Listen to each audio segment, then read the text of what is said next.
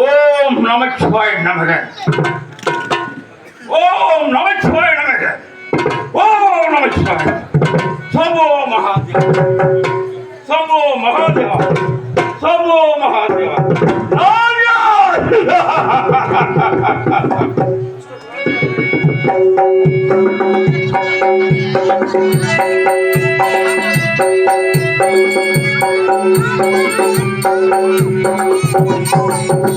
என்னுடைய பேர் என்னுடைய பேர் விஸ்வாமித்திரன். இந்த உலகம் மித்திரன் என்ற நண்பன். இந்த உலகத்திற்கெல்லாம் நான் ஒரு நண்பன். என்னுடைய பேரோ விஸ்வாமித்திரன். விஸ்வாமித்திரன் விஸ்வாமித்திரன்.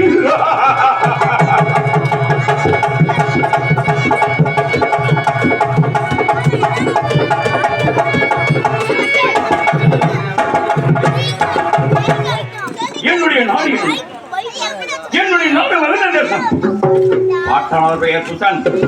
என் பாட்டனார் பெயர் சுசன். அவன் தந்தையார் பேர் காஜிபராய், தாயார் பேர் மாணிக்கவேணி.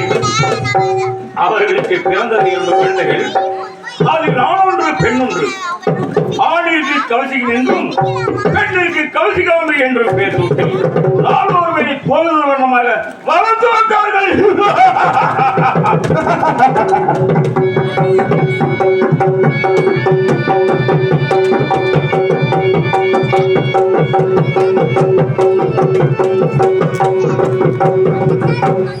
ஐந்து வயதில் கல்வி கற்றெடுத்தார்கள். 10 வயதில் பல வில்லத்தொழிலாக கற்றுவிட்டார்கள். நான் இளவரசனான காலத்தில் என் தாயாரும் தந்தையார் எனக்கு முடிசூட்டி வைத்தார்கள். யாரோ மகத தேச ராஜ்ய பரிமாணம் செய்து வந்தேன்.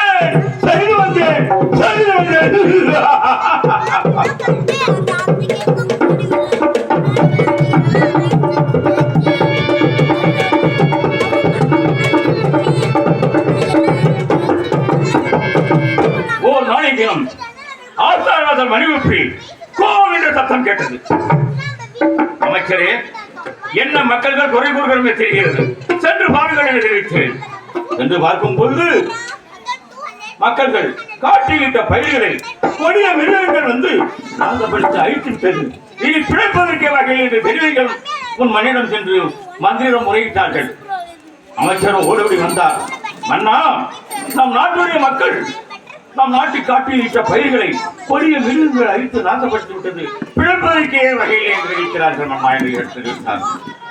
மக்கள் குறையை தீர்ப்பது மன்னனுடைய கடமை அல்லவா? அதனால் அவர்களுக்கு இட்ட பயிர்களை நஷ்டங்களை கொடுத்து அனுப்புங்கள். நாம் இப்போது காரியத்தில் செல்ல வேண்டும். மந்திரிமார்கள் வேறவர்கள் அழைத்தவர்கள் உத்தரவிட்டேன்.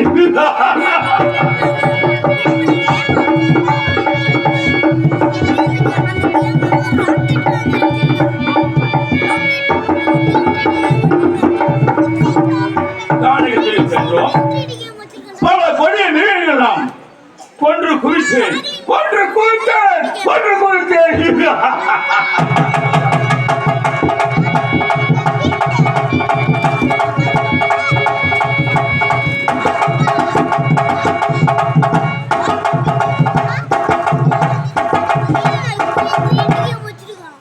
காட்சியில் கடைசோம் சமயத்தில் மந்திரிமார்கள், வேடுவர்கள், சிற்றரசர் யாவற்றமானவர்களும் மன்னா ஒரே தாகமாக இருக்கிறது, குடிப்பதற்கு ஜலம் வேண்டும் என்று கேட்டார்கள்.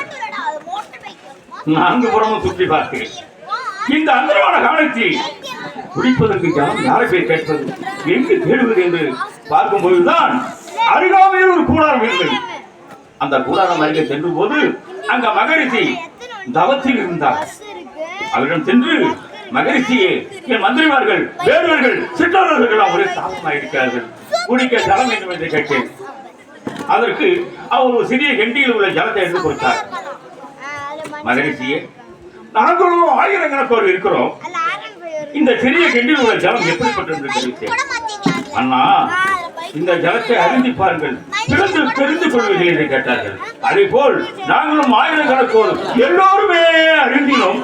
அந்த கெண்டியில் உள்ள ஜலம் குறையவே இல்லை, குறையவே இல்லை.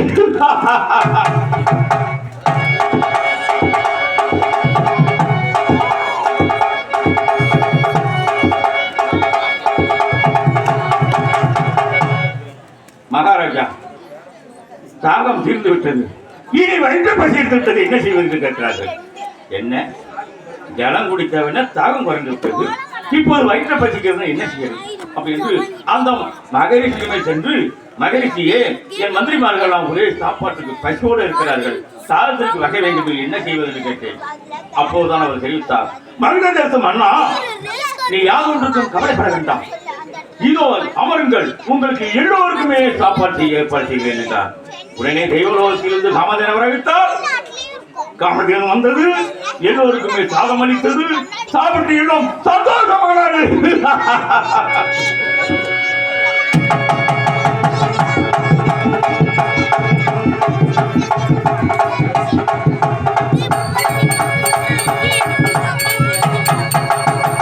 அதோடு விட்டார்களா? மன்னா, இந்த காமதேனு எப்படியாவது நம் நாட்டுக்கு கொண்டு சென்று விட்டால், நம் நாட்டில் இருக்கக்கூடிய மக்கள்கள், நம் அரண்மனையில் உள்ளவர்கள் யாவருமே சமைப்பதற்கு வகை இல்லாமல் போய்விடும், என்ன தெரியுங்கள் என்று என்னை கேட்டார்கள். ஆமா, அதுவும் கருத்தான உண்மைதான். அப்படி என்றால் அந்த காமதேனை பிடித்து வாருங்கள் என்று உத்தரவிட்டு மந்திரிமார்கள் வேண்டுவதெல்லாம் ஓடி சென்று அந்த காமதேனை பிடிக்கும் போது, அந்த காமதேனானது கொன்றையினாலும் காலியினாலும் அடித்து நாதோடு கொன்று குறைத்து விட்டது.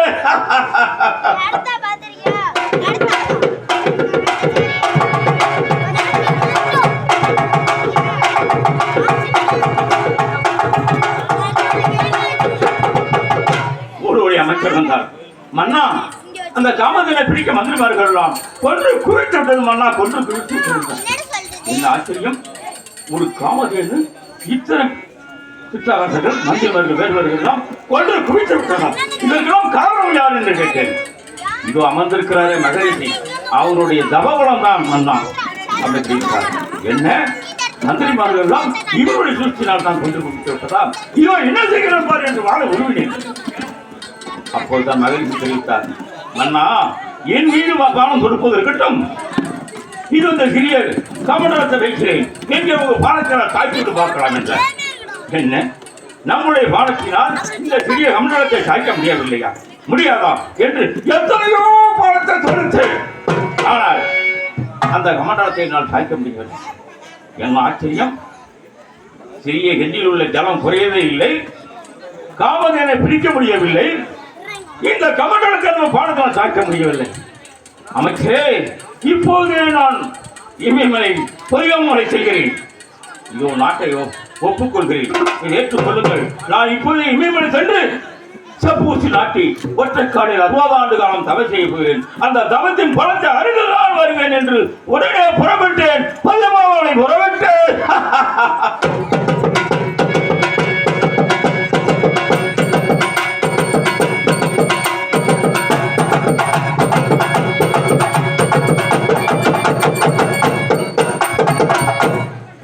சென்று செப்பூசி நாட்டி ஒற்றைக்காலில் கடும் தவம் புரிந்தேன், கடும் தவம் புரிந்தேன்.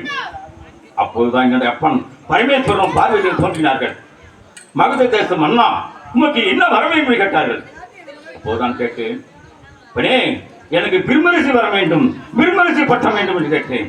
அப்படி என்னால் நீ மக்களை கட்டி கவர்ந்தனால் மகரிஷி என்றும், நீ ராஜாவாக இருந்ததால் ராஜரிஷி என்று பெயர் சூட்டிக்கு உன் நாட்டுக்கு சென்று வருவாய் என்று தெரிவித்தார்கள். அதன் பிரகாரம் என்று நாட்டுக்கு சென்றேன்.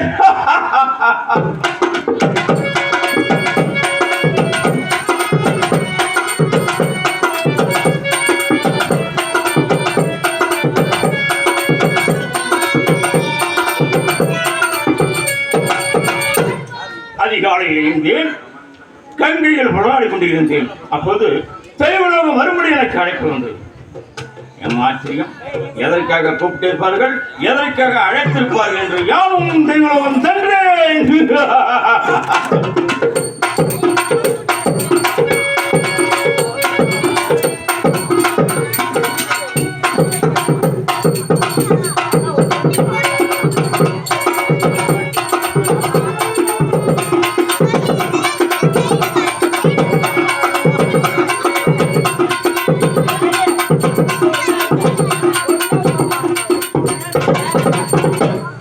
சென்று பார்க்கும்போது அங்க 33 கோடி தேவர்கள், 44 ரிஷிமார்கள், எச்சர், கிண்ணர், கெம்புடர், சித்தி விச்சாரர், அச்சத்துப்பாளர்கள், யமன், ஈசானி அவற்றமான பேர் அமர்ந்திருந்தார்கள்.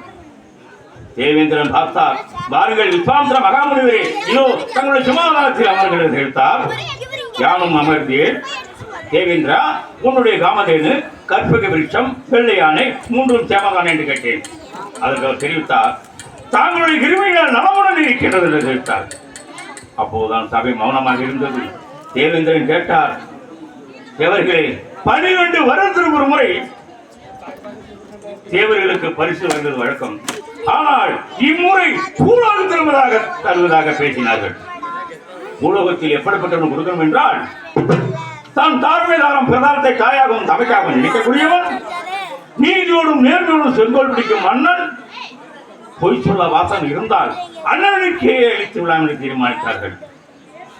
அப்போதுதான் நாரதன் பார்த்தார், தேவேந்திரா, நீ சொல்லும் சங்கதி இதோ வரிஷ்ட மகாமுனிவரை கேட்டால் அறிந்து கொள்ளலாம் என்று தெரிவிக்க, அப்போது வரிஷ்டர் இருந்து, தேவேந்திரா, பூலோகத்தில் அயோத்தியவர் அழக்கூடிய திருச்செங்க ராஜாவின் புத்திரன் சத்தியவாக்கு ஹரிச்சந்திரன் இருக்கின்றான் பூவுலகில். அவன் பொய் சொல்லாவாசன் என்று தெரிவித்து விட்டார். உடனே பார்த்தார் தேவேந்திரன், அப்படி என்றால் அண்ணனுக்கே அழித்து விடலாம் என்று தெரிவித்தார். விடுவேனா விடுவேனா விடுவேனா? தேவேந்திரா, அந்த ஹரிச்சந்திரன் என்னை 1 கோடி இல்லாமல் 1 கோடி பொய் சொல்லக்கூடியவன், குடிகாரன், கூத்தியாக்கல்லன், அவன் பொய் சொல்ல வாசகனா, தந்தார புத்திரனா, நீதிவனா என்று தடுத்தேன் தடுத்தேன் தடுத்தேன்.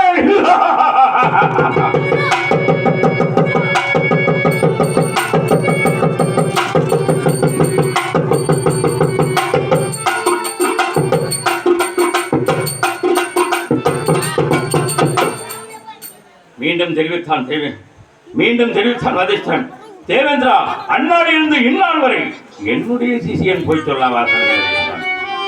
எனக்கு கோபம் அதிகமாகிவிட்டது. நாயின் மகனே, ஏசியின் மகனே, என்ன தெரிவிக்கின்றாய்? உன்னுடைய சிசியனுக்கு எப்படியாவது பரிசை வாங்கி கொடுக்கலான்னு பார்க்கிறாயா? உடனே அவன் சீட்டை நான் பிடித்தேன், என் சீட்டை அவன் பிடித்தான். உருட்டம் பெருட்டம் உருட்டம் பெருட்டம் சண்டை ஏற்று தேவேந்திரன் பார்த்தார், முனிவர்களே, உங்களுக்குள் சண்டை வேண்டாம், சமாதானமா போங்கள், சமாதானமா போங்கள் என்று தெரிவித்தார்.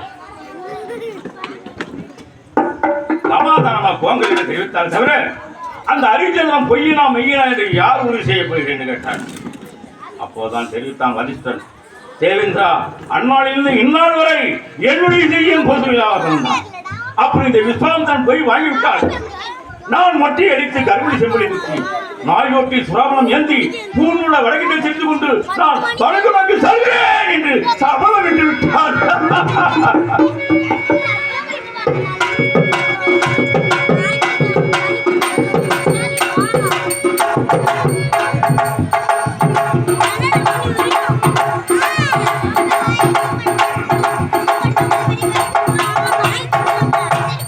விஸ்வாமித்திரரே, வதிஷ்டர் தெரிவித்து விட்டார், நீர் என்ன சொல்ல போகிறீர்கள் கேட்டார்.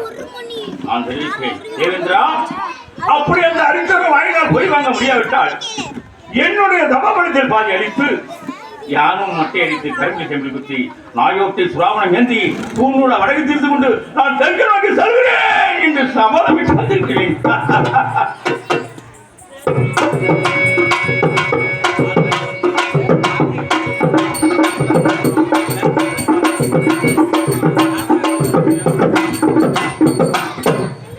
ஆனால் தேவேந்திரா, நான் பூலோகம் சென்று ஹரிச்சந்திரனை சந்தித்து அண்ணனும் போய் வாங்கும் வரை இந்த கேட்டு பயன் பூலோகம் செல்லக்கூடாது, யாருடன் பேசக்கூடாது தேவர்காவை உத்தரவிட்டு வைத்திருக்கிறேன்.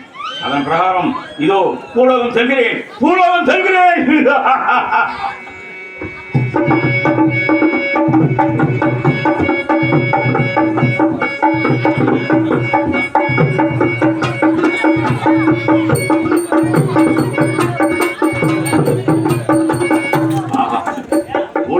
இப்படியெல்லாம் இருக்க வேண்டும். நீர்வளம், நில நிலவளம், செடிவளம், கொடிவளம், மா, பெலா, வாழை, பசுமில் இருந்த பயிர்களும் சோழர்களை பார்த்தால் உண்மையிலே நாட்டை ஆளக்கூடிய மன்னன் பொய் சொல்ல வாசகனாதான் இருப்பான் போல தெரிகிறது. நாம் தான் ஆத்திரத்தில் அறிவு என்று விட்டம் என்று தெரியவில்லை. இருந்தாலும் ஆக்கல், அழித்தல், அளத்தல் முற்றிலும் கற்றுவந்த மகாமுனிவன் நம்மிடம் என்ன செய்ய முடியும்? இருந்த போதிலும் இறைவனை வணங்கி செல்கிறேன். தண்டனித்தேன் என்று சொல்லடி சுவாமியை கண்டு, தண்டனித்தேன் என்று சொல்லடி.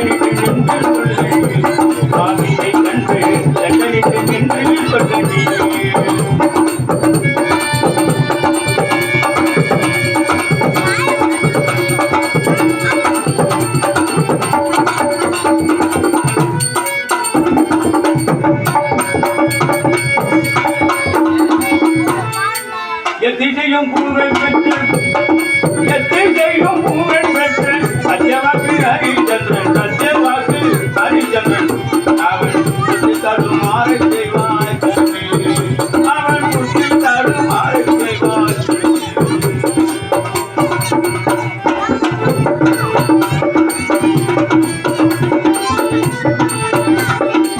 தானிதினை பூவன் பெற்று, தானிதினை பூவன்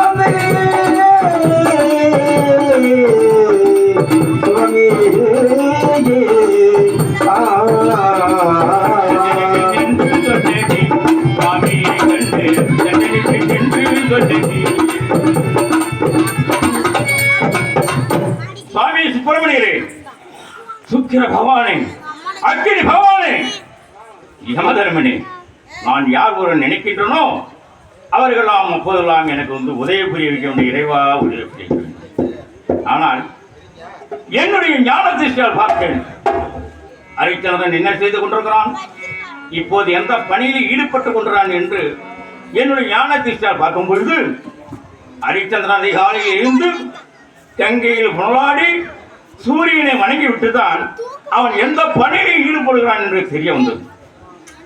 ஆனால் ஒரு நாள் தினம் அதிகாலையில் இருந்தான், கங்கையில் புனலாடினான், சூரியனை வணங்கி நின்றான். சூரிய நமஸ்காரம் கிடைக்கவில்லை. கலங்கினான், கத்தினான், புலப்பினான், தவித்தான். ஓடோடி தன் மனைவிடம் சென்று முறையிட்டான்.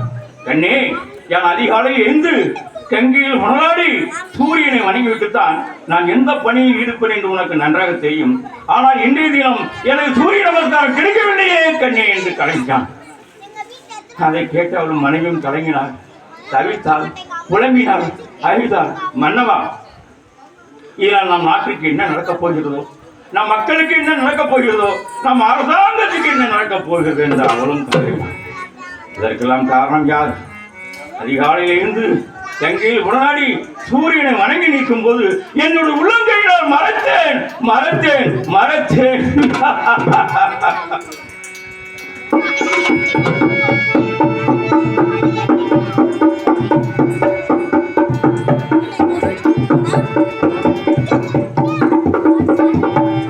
பகையான குடும்பத்தை உறவாடிகளுக்கும் என்பார்கள். அதே போல் இவ்வளவு நாளாக ஹரிச்சந்திரனுக்கு சாதகமாக இருந்தது, எனக்கு பாதகமாக இருந்தது. இப்போது பார்க்கும்போதுதான் எனக்கு சாதகமாக இருக்கு, அவனுக்கு பாதகமாயிட்டது.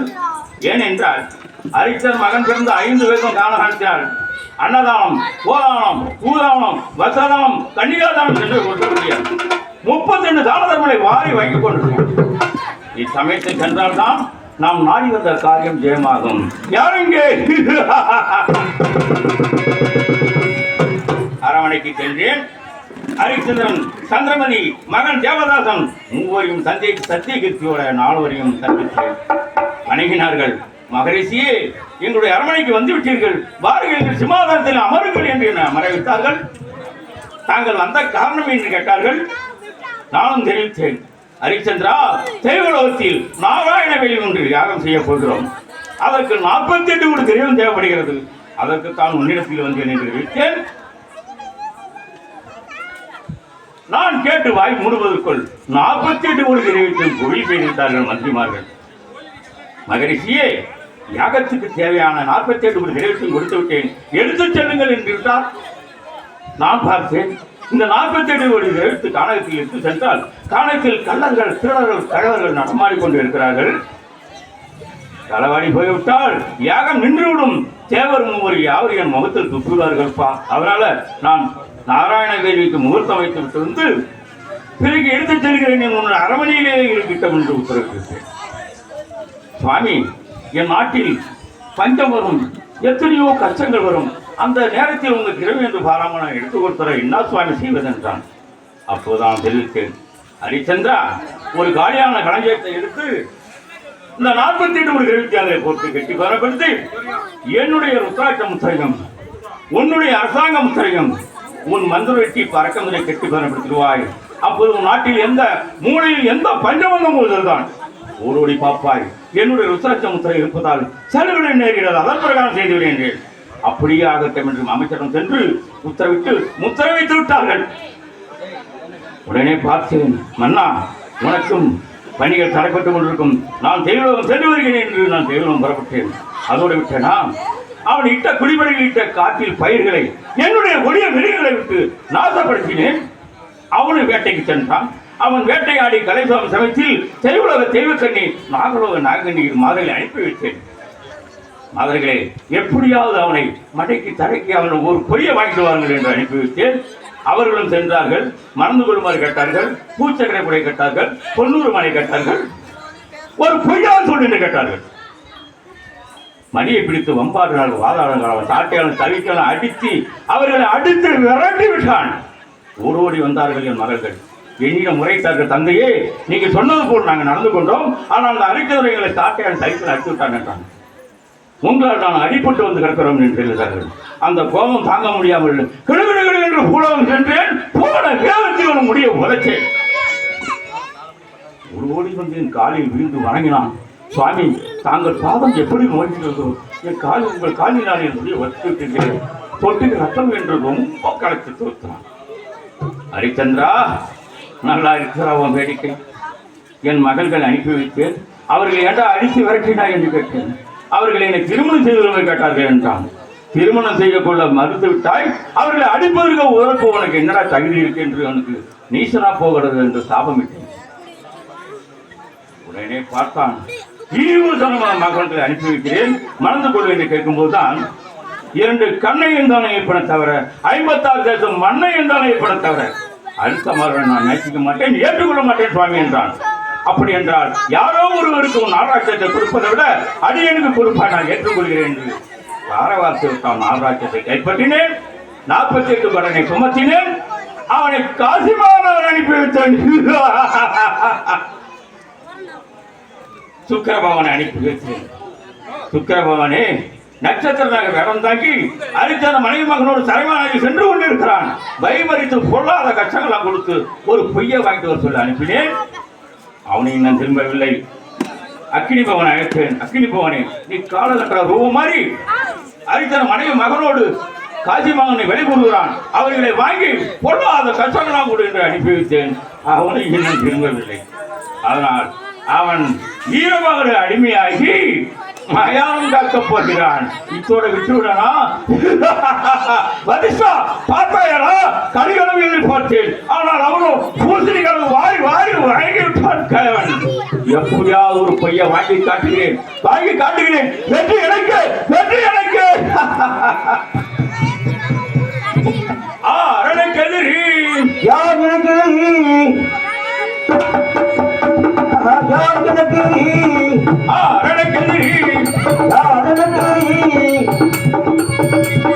யார் எனக்கு அண்டத்தில் மகளிர் தைக்கட்டுள்ளா அரணக்கெதிரி தங்கமும் பார்த்து காய்ச்சல் பந்துகத்தில் தங்கமும் பார்த்து காய்ச்சல் பந்துகத்தில் சாமாத்தியம் உள்ளவரை அந்த சொர்க்கத்தில் தங்கிப்பு கொடுத்து அந்த சொர்க்கத்தில் தங்கிப்பு கொடுத்து அந்த தமக்குரிய துன்பத்தை பேரா அரணக்கெதிரி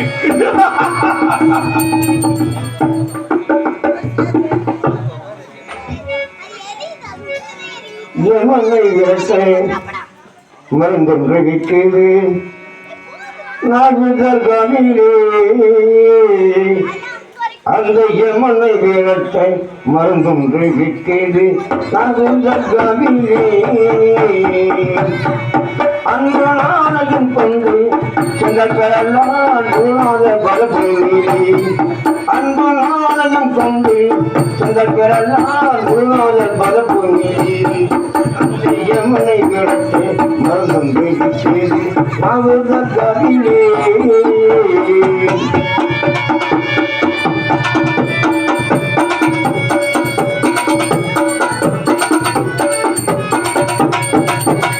நீங்கள் பண்டித சவள முதலி என்ன போல மருந்து அது அஞ்ஞானம் என்று காலத்தை கட்டும் அருள் என்னும் நான் மருந்து அது அஞ்ஞானம் என்று காலத்தை கட்டும் அருள் என்னும் நான் மருந்து அந்த யமனை விரட்ட மருந்தொன்று நாகுதர்காவிலே அன்பு நாளையும் கொண்டு சொந்தக்கரெல்லாம் குருநாதன் பலப்புமே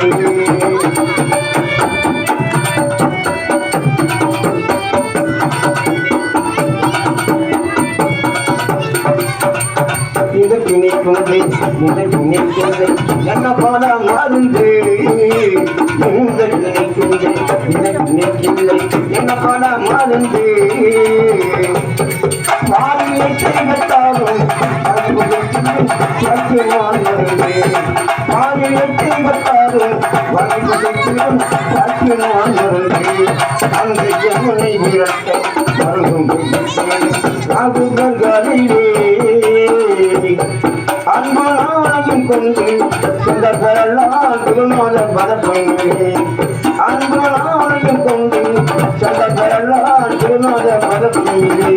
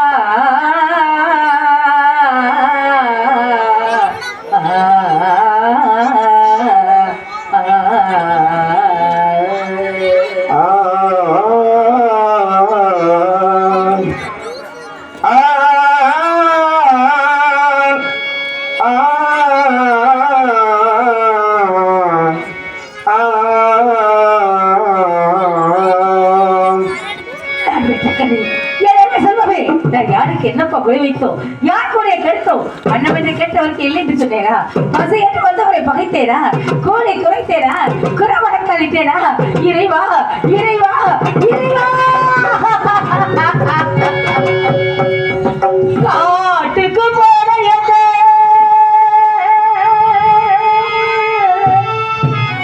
என் கண்மணி அன்பியாயோ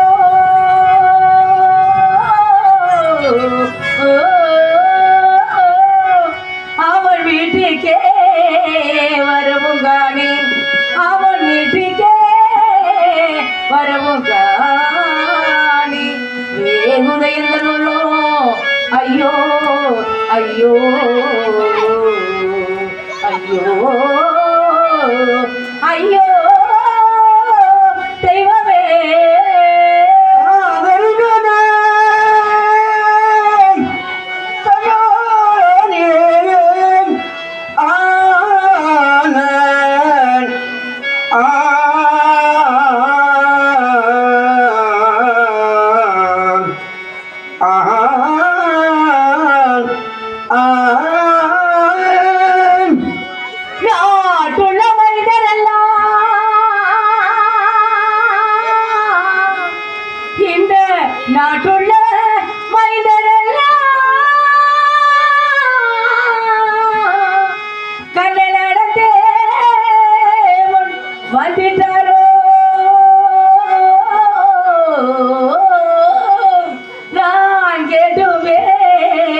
வருவோம் என்றால் நான் கேட்டுவேன், வருவோம் என்றால் கிட்டிட வகையும் காணே காணே காணே.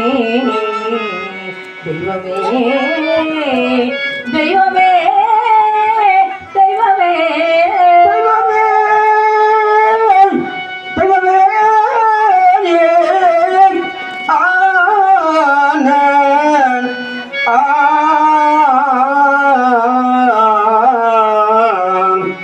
சிவமே தெய்வமே போன மகன் மருமகானே பொழுதொடி போச்சுதையோ, பொழுதொடி போச்சுதையோ.